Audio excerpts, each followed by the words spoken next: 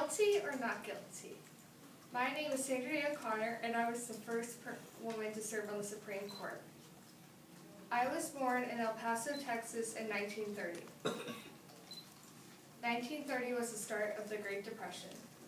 My parents were ranchers, so I lived on a farm for most of my life. On the farm, there was no running water or electricity.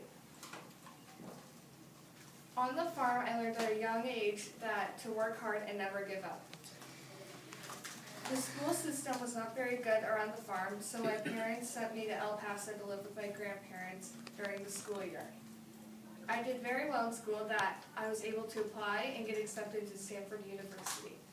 I majored in economics. Then I went to Stanford Law and finished third out of 103 people in my class. You would have thought that finishing third out of 103 people in my class at Stanford University would have gotten me a job.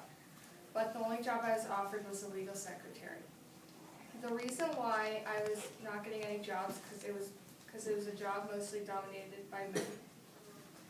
So I decided to volunteer and help people with their legal troubles. After many hours of volunteering, people finally saw how good I was at law in the law field. So I finally was offered a job as a lawyer.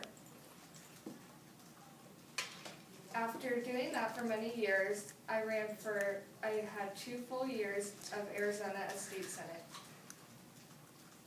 After that, I ran for judge, and I was a judge in Arizona.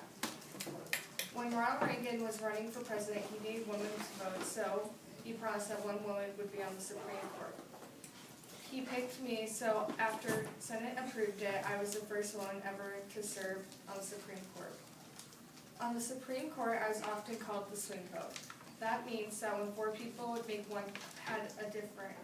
want to make one decision, and the other 4 would want to make another decision, I was the person who got to make the final decision. I was on the Supreme Court for 25 years. I retired in 2006 because my husband was very sick and I wanted to spend more time with him. After many years of being on the Supreme Court, I learned that wise means never giving up and always doing your best. I opened up many doors for women because now there are 3 out of 9 women on the Supreme Court today. I am now 84 years old and spend my retirement helping people who want to be lawyers. I could not think of a better way to spend my retirement.